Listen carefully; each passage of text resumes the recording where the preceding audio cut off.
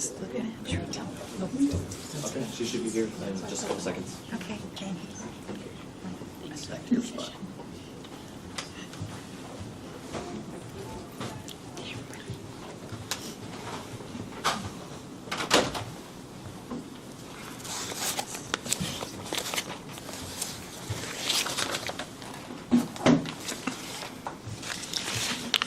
Well, good afternoon, everyone. Thank you for joining us here at Mosaic Health. First of all, I want to thank Mosaic Health for hosting a really important roundtable here this afternoon with Oregonians from more rural and frontier parts of our state, talking about the importance of having access to health care and food assistance through Oregon's Medicaid program, the Oregon Health Plan, and the Supplemental Nutrition Assistance Program, or SNAP, which provides food benefits to Oregonians across the state.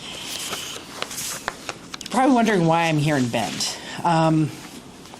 The reason I wanted to be in Bend was to really focus on what it means for rural Oregonians to access the care they need, how long it takes them to get to care, what their providers on the ground are working on every single day to provide care. And I really want to thank everyone behind me here today, our family caregivers, our doctors, folks who run clinics, folks who run hospitals, folks who run the coordinated care organizations that provide the Oregon Health Plan here in the state of Oregon. We are here because Republicans in Congress are trying to cut very important programs for Oregonians. The Medicaid program, the SNAP program, is a lifeline for Oregonians. I heard that from folks at this roundtable.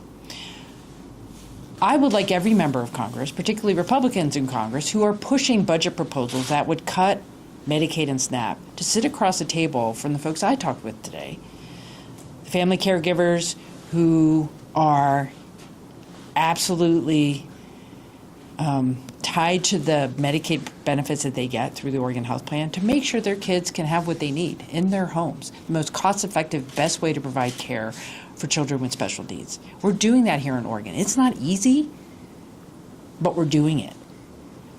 Cuts in Congress will make that impossible to continue. And children are going to be hurt, families are going to be hurt, and I think we will lose lives in our state if those cuts go through.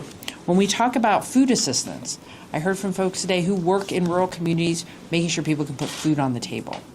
When SNAP benefits are cut, that affects the grocery store where people use them. It affects what people can put on their table. That is taking food out of the mouths of children and seniors and our veterans who depend on SNAP benefits.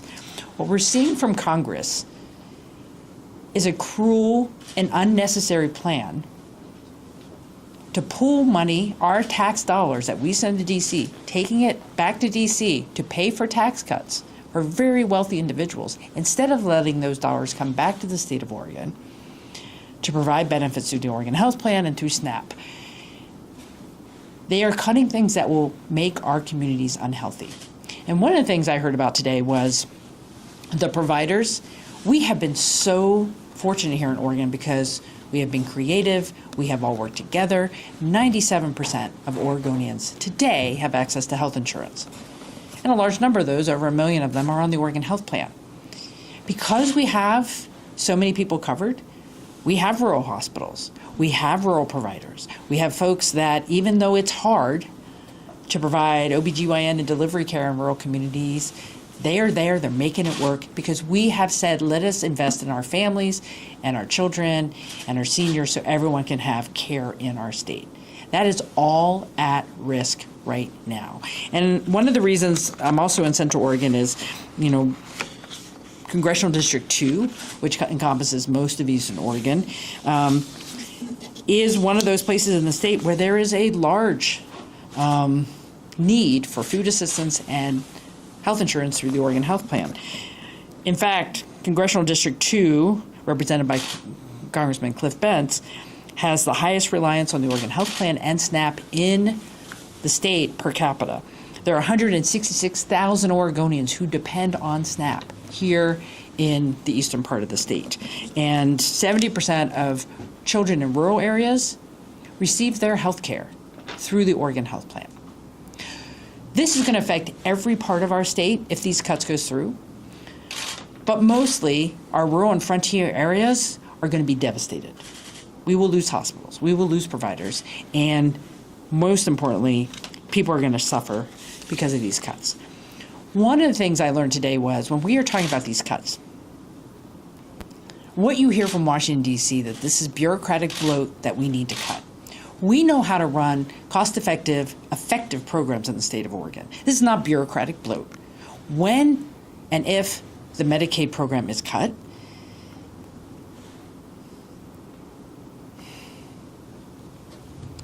the people behind me, whether it's their families or their providers, they will see the devastation from those cuts, and it is unnecessary. Let's invest in our communities. This isn't about tax breaks for the ultra wealthy. This is about what we do for our state. And frankly, Oregon is doing it well. We want to be left alone. We want to be able to have these resources come into our communities and serve people as best we can. And that is all at risk right now with what is being proposed in Congress. So with that, before I take some questions, I would like to yield the podium here to the Director of Mosaic Health, who will also share some thoughts. Thank you. Thank you, Governor Kotek. I'm Megan Hayes. I'm a family nurse practitioner and CEO at Mosaic Community Health. We're a nonprofit community health center that has 16 sites across Central Oregon. I am deeply concerned about the potential impacts that proposed cuts to Medicaid would have on our patients and community, as Governor Kotek shared. More than half of our 34,000 patients rely on Medicaid coverage. And this coverage allows our community members to receive essential healthcare services and preventative care that helps keep them engaged and contributing to our community, whether it's through work, education, or being caregivers for their families, as we heard today. Without Medicaid, many people will be forced to avoid or delay seeking help for healthcare needs, resulting in declining health and eventual healthcare crisis that leads to hospital stays and poor health outcomes.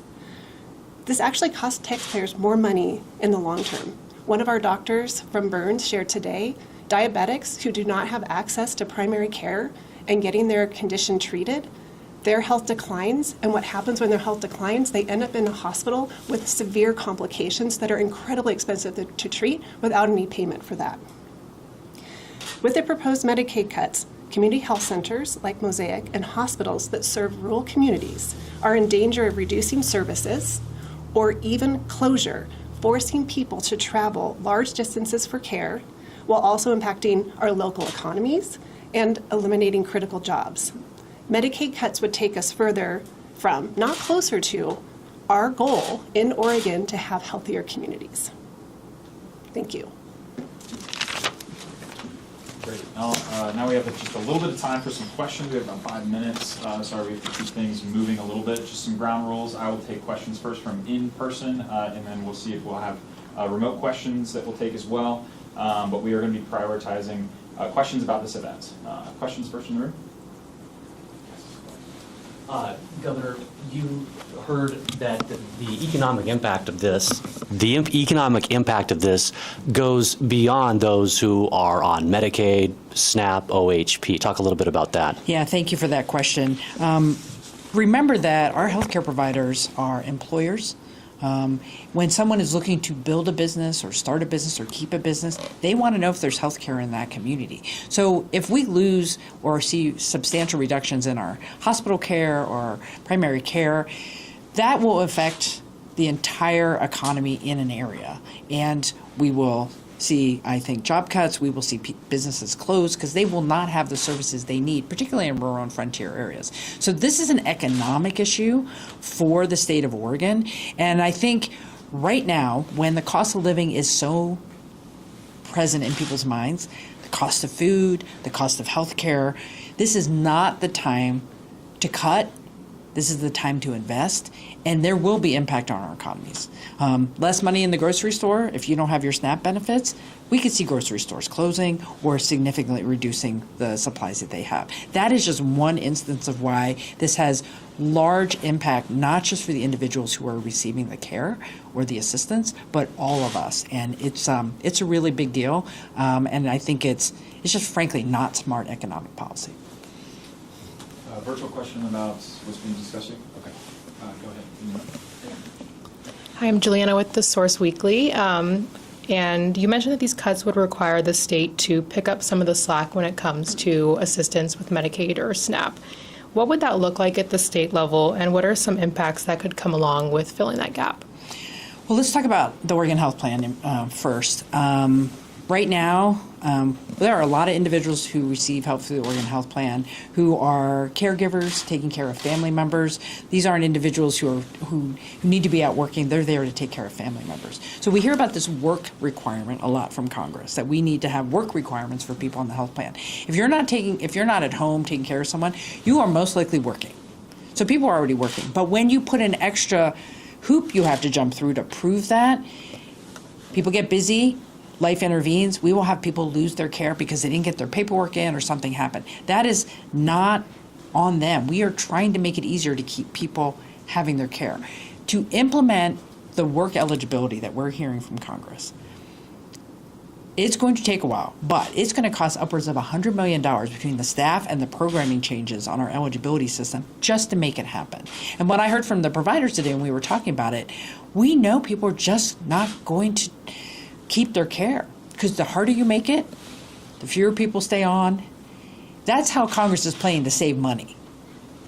It's not budgetary efficiencies. It's actually kicking people off the program by making it hard to stay on. When it comes to SNAP, right now this is a state and federal partnership. 50% of the administrative costs of a very complex program are covered by the state, so we have skin in the game, and then 50% is picked up by the federal government. They want to change that percentage, put more of the administrative burden on us, which costs money. Then they want to say, you should pick up more of the cost of the food benefit. Right now, 100% of the food benefit, which anyone on SNAP knows is not exactly luxurious, the federal government pays for that. They want to put more of that back on the state, and right now we're looking at changes being proposed of adding another $850 million back onto the backs of Oregonians every 2 years to pay for those SNAP changes. We don't have the money here to do that. The federal government needs to stay committed to paying for the benefits and sharing the burden of the administrative costs. Virtual question about what's being discussed here? Other questions in the room? Other media? Follow-ups? Let's take the virtual question. All right, Governor, question from K2. Lawmakers are now proposing a tax on oral nicotine to fund wildfire prevention. Is this something you support? I do think we should tax nicotine products, and we're talking about the types of new products that have nothing to do with smoking. They're about pouches in your mouth. That is a highly addictive substance, and I do think it should be taxed. Other questions? No more follow-ups? Sure. Yeah. At the very end, you said you were feeling angry about what you were hearing. What specifically made you angry of this roundtable in particular, the stories? I appreciate that. What really makes me angry about this is it's how unnecessary it is. Like I said, we have people who every day show up to help their families, to help their communities, to provide health care and food assistance. It is not easy, but we are managing to make it work here in the state of Oregon. States have to be able to run their own programs and do what they need to do for their states. And here in Oregon, we know how to do it. And what I'm hearing from Congress is, we want to tell you how to do your job. We want to take your federal tax dollars. We want you to hurt your residents because we want to give major tax breaks for really, really wealthy people. That's just wrong. It's cruel. It's mean. And where I got mad today is I'm listening to folks who are struggling every day to serve their families and serve their communities. And what our federal government should be doing is frankly making this easier. These proposals out of Congress are ill-advised. I think they're immoral. They are not going to help our state. And I am going to shout from the rooftops for those folks in D.C. to say, don't do this. Leave us alone. This is not what you were elected to do, and I hope they hear us. So thank you. Great. Any more questions? Perfect. Thanks, everyone. Thanks, everyone.